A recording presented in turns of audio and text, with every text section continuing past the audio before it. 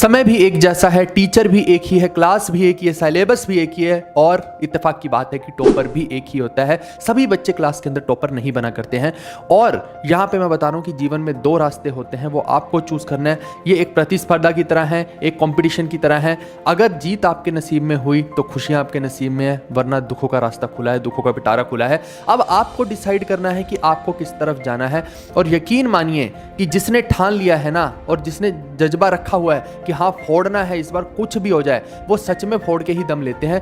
मैं आपको बता रहा हूँ, मेरा खुद का एग्जांपल ही इसके अंदर है। सिर्फ एक ही बार मैंने सीजीएल दिया और इतनी वर्स्ट कंडीशन में दिया है, तो फिर भी मैंने अपनी तरफ से पूरा जी जान लगा के दिया। तो आप भी कर सकते हैं, ऐसा कुछ नहीं है। और मैं बता रहा हूँ कि ये जो एसएससी का फील्ड है ना, ये this is not like UPSC. ये बिल्कुल किस तरह है कि एक बार अगर किसी बच्चे ने एसएससी क्लियर किया, तो अगर 10 बार भी उसको बिठा दिया जाएगा तो उसका एसएससी क्लियर होगा ही होगा, क्योंकि सेम टाइप की चीजें ही रेपिटेशन में वहां पे देखने को हमें मिलती हैं। तो जितने भी लोग बिगिनर हैं, उनके लिए आज हम लेकर आए हैं अगले 6 महीने का पूरा मंथली प्लान, कि हम देखेंगे कि कैसे कैसे आपको चीज़ों को अप्रोच करना है। और डेफिनेटली इससे एक बहुत अच्छी हेल्प आपको देखने को मिलेगी और यकीनन आप लाइफ में बहुत अच्छा कर पाएंगे। तो आइए, इसके अंदर जितनी भी चीज़ें हैं आप देख सकते हैं। यहाँ पे मैं छोटे से एग्जाम्पल से ही बता दूं कि देखो, भ्रमित करने के लिए तो बहुत सारे लोग हैं, अलग अलग टाइप की चीज़ें लेके आए हैं, है ना। कोई इस तरीके से भ्रमित कर रहा है, कोई इस तरीके से कर रहा है, हर कोई काट ही रहा है, सीधी तो बात यही है। लेकिन मैं आपको बोल रहा हूँ कि आपको हमेशा उसके साथ चलना चाहिए जो आपको पार ले जाए, उस पार लेके जाए, है ना।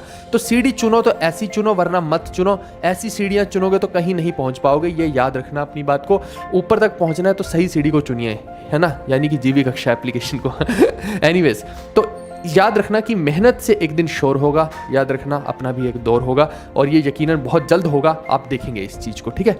आप देखो कि अंधी भीड़ में कभी भी मत चलो। जो लोग इस तरीके से चलते हैं और आप भी यहीं पे कहीं बीच में अगर उनका पार्ट बन गए हैं, तो कोई फायदा नहीं है बाकियों के और आपके बीच में। हमेशा जो अपनी प्लानिंग है, अपनी स्ट्रेटेजी, अपनी चीजों को खुद इंप्लीमेंट करना सीखिए। सिर्फ दूसरों ने जो बता दिया, आपके किसी गुरु घंटाल ने बता दिया, किसी, है ना, बड़े बुजुर्ग ने आसपास बता दिया कि अरे भाई हम तो 5 साल से लगे हुए, हमसे ना हो पाए तो तुमसे क्या हो पाएगा, है ना। तो इन सब फालतू की बातों का कोई स्थान आपकी लाइफ में नहीं होना चाहिए। और आप देखिए कि जो लोग आज आपकी मौकरी करते हैं, आज आपका मजाक उड़ाते हैं ना, कि कभी बुआ ने ताना दे दिया आपकी मम्मी को, कभी मौसी ने पापा को ताना दे दिया कि तुम्हारे लड़के से कुछ हो नहीं पा रहा है ना, इतने समय से लगा, जब पूछते हैं तैयारी ही कर रहा है ना, तैयारी से आगे कब बढ़ेगा, है ना, तो और भी प्रोग्राम होते हैं जीवन में, वो कब करेगा।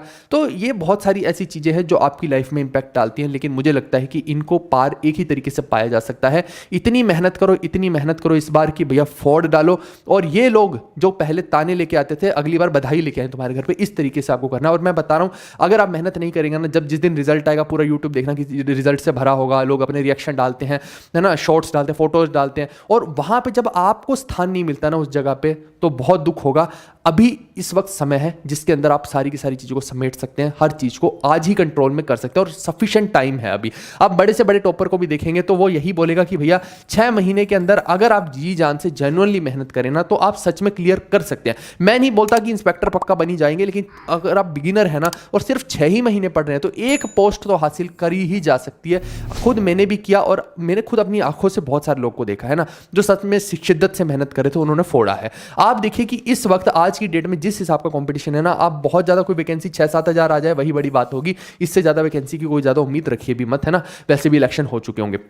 तो ऐसे केस में आपको पता है कि अगर वैकेंसी कम आई तो जो कट ऑफ है वो बहुत बढ़ेगी। और ये जो है, ये मैं अच्छी वैकेंसी की बात कर रहा हूं। अब हो सकता है कि इसके अंदर वो पीएसए वगैरह की या कुछ ऐसी डाल दें तो फिर इसको बढ़ा दें, वो एक अलग चीज हो जाती है ना।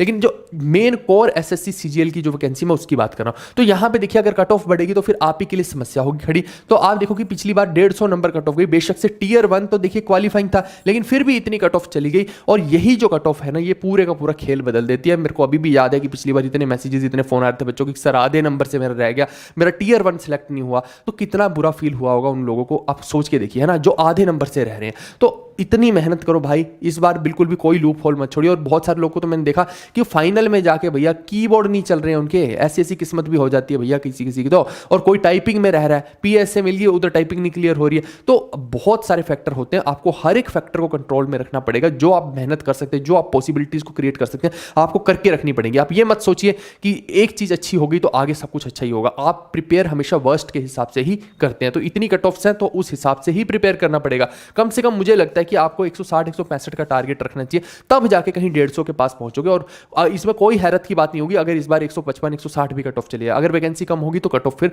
उसी एंगल से बढ़ जाएगी, अगर वैकेंसी ज्यादा हुई तो फिर वो कम हो जाएगी। वो डिपेंड करेगा, और कंपटीशन हर साल बढ़ ही रहा है।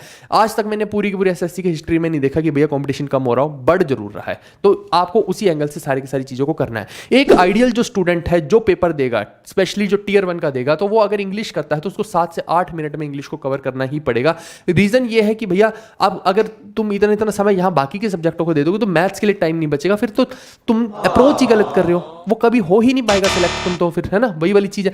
तो इंग्लिश को इस एंगल से करिए, इस हिसाब से करिए। ये मत सोचिए कि मेरे को इंग्लिश आती है, अगर आपको आती भी है तो नहीं आती है तो और अच्छी बात है, उसको मेहनत कीजिए। लेकिन अगर आती है तो ये मत सोचिए कि बहुत अच्छी आ रही है, 7 से 8 मिनट में आपको कवर करनी है और अच्छा स्कोर भी लेके आना है। नंबर कटने की गुंजाइश होनी ही नहीं चाहिए, यहाँ पे बहुत आसान इंग्लिश आ रही है। फिर जीके की बात करते हैं तो 5 से 6 मिनट कम से कम लगेंगे, क्योंकि क्वेश्चन को पढ़ना भी तो पड़ेगा। आप ऐसे थोड़ी कि अंधाधुंध है ना, यूं ही ऊपर से बादल आया है ना, बादल के अंदर से डॉगी दिखाई दे रहा है, ऐसे चीजें थोड़ी करोगे। तो पढ़ने को ढंग से ऑप्शन एलिमिनेशन करोगे, बहुत सारी चीजें रहेगी। तो 5 से 6 मिनट में आपकी इतनी स्पीड होनी चाहिए। फिर रीजनिंग की बात करते हैं तो ये गेम चेंजर क्यों होती है। 17 से 18 मिनट में आपको रीजनिंग को खत्म हर हाल में करना है, और अगर कोई बच्चा इससे भी कम समय में कर ले तो वो पूरी की पूरी गेम को चेंज करता है। क्योंकि यहां पे देखिए कि अगर इसमें आपने टाइम को ज्यादा बढ़ा दिया तो उतना ही समय फिर जो है मैथ्स के लिए आपको कम मिलेगा, और मैथ्स के लिए कम समय मिलने का मतलब है कि बहुत सारे क्वेश्चन छूटेंगे आपके। मैक्सिमम स्टूडेंट्स के साथ यही होता है कि उनके मैथ्स के अंदर बहुत सारे सवाल छूट जाते हैं। कई बार ऐसा भी होता है कि रीजनिंग आपके सेट में बहुत ज्यादा डिफिकल्ट आ गई और मैथ्स जो है बहुत आसान आ गया, और आप जो है अभी भी उसमें भ्रमित हो रखे हैं कि अरे मैथ्स तो टफ होता है, मैथ्स तो टफ होता है। तो फिर वहां उस केस में भी बच्चों के साथ लोल हो जाती है बहुत बड़ी। तो आप थोड़ा सा देख लीजिएगा कि आपके सेट के अंदर क्या चीज कैसी है, शिफ्ट के अकॉर्डिंग ही सारी की सारी खेल चलता है, ठीक है। और मैथ्स में हमेशा क्या है कि डिफिसिट टाइम का ही होगा, आपको प्रैक्टिस एनफ करनी पड़ेगी। और जैसे हमारे टाइम में क्या था कि जैसे किरण की किताब होती थी, बच्चे मल्टीपल टाइम 4-4 बार वो किताब लगा के जा रहे हैं। आज की डेट में बच्चा एक बार किताब नहीं लगाना चाह रहा है भाई, एक बार लगा ली तो बच्चा उसी में खुश हो जाता है कि नहीं हो गया मेरा, बस इसी में मेरा सिलेक्शन हो जाए। ऐसा किसी का सिलेक्शन नहीं होता है। केवल सिलेबस खत्म करने से अगर सिलेक्शन होता तो हर जनता पूरा का पूरा सिलेबस खत्म करके बैठी, 4-4 बार करके बैठी, लेकिन नहीं हो रहा है। क्यों नहीं हो रहा है? क्योंकि वो उस चीज पे काम नहीं कर रहे जिससे सिलेक्शन होना है। तो वहां पे एकदम जो हिट पॉइंट है ना, अगर वहां पे आपने काम किया तो ही सिलेक्शन होगा, नहीं तो नहीं होगा। ये मैं गारंटी लिख के दे रहा हूं आपको, ठीक है भाई। अब आप देखिए कि ये आपको डिसाइड करना है कि लोग आपको कैसे देखते हैं वो जरूरी नहीं है, आप खुद को कैसे देखते हैं ये बेहद जरूरी है ना। अगर आप खुद को अदना समझते हैं, ऐसा समझते हैं, तो फिर वैसे ही बनेंगे। और हो सकता है कि आप रियलिटी में ऐसे हैं लेकिन आप समझते खुद को ऐसा है, तो फिर आप वैसे ही बनेंगे। और फिर जो है दूसरों के सामने भी एक दिन आप प्रूव कर देंगे कि आप शेर ही हैं, है ना। बेशक से आप बिल्ली हैं लेकिन आप प्रूव कर देंगे कि शेर ही हैं, और ये किया जा सकता है ना। बहुत लोगों ने किया है, तो आप भी कर सकते हैं। चलिए अब आगे बढ़ते हैं, एग्जाम की स्कीम के बारे में देखते हैं। देखो इतनी बात आप याद रखिए कि जो टियर 1 है वो क्वालिफाइंग है और 200 नंबर का है। हर क्वेश्चन 100 क्वेश्चन होते हैं 2-2 नंबर के। फिर उसके बाद टियर 2 जो है वो 390 नंबर का हो गया, और यही जो है ये डिसाइडिंग फैक्टर होता है आपका, क्योंकि ये इसी के मार्क्स काउंट होते हैं। टियर 1 के मार्क्स काउंट नहीं होते, लेकिन उसकी कट ऑफ इतनी जाती है कि आपको मेहनत उसके अंदर भी करनी पड़ेगी। ऐसा नहीं कर सकते कि यूं ही आपको नंबर आ गए, ऐसा नहीं है। गए वो जमाने जब 125 130 कट ऑफ जाती थी, अब नहीं जाती, अब 150 से पार जाती है कट ऑफ, है ना। अब आप देखिए कि मैथ्स के अंदर टियर 1 के अंदर अगर हम देखते हैं तो 25 क्वेश्चन है और 2-2 नंबर के, तो 50 नंबर हो गए। इंग्लिश में भी 25 क्वेश्चन 2-2 नंबर के, 50 नंबर का हो गया। जीएस में भी 25 क्वेश्चन है 2-2 नंबर के, तो 50 नंबर का हो गया। रीजनिंग में भी 25 क्वेश्चन 2-2 नंबर के, तो ये भी 50 नंबर का हो गया। कुल मिला के कितने बने? 200 बने। और नेगेटिव मार्किंग क्या रहती है? 1/4 की नेगेटिव मार्किंग रहती है, यानी कि 0.5 की जो है नेगेटिव मार्किंग हो जाएगी। तो ये जो है आपको देखिए वो आपको भी डिसाइड करना पड़ेगा कि लॉजिकल सेंस से भी आपको बहुत सारे क्वेश्चन करने पड़ेंगे। इंग्लिश में कुछ छोड़ के नहीं आ सकते, जीके में बहुत सारे क्वेश्चन में लॉजिकल सेंस अप्रोच करके वहां पर करना पड़ेगा। अब तुक्का लगाना और एक लॉजिकली तुक्का लगाने में बहुत अंतर होता है। वो आपको अगर माइंड में लाइब्रेरी बनी हुई तभी लगा पाएंगे, नहीं तो नहीं लगा पाएंगे। आप देखिए कि इतना याद रखिए कि मेहनत बताती है कि परिणाम कैसा होगा, वरना परिणाम तो ये बता ही देगा कि मेहनत कैसी थी। अब वो आप देख लीजिए कि आप किस कैटेगरी में फॉल कर रहे हैं।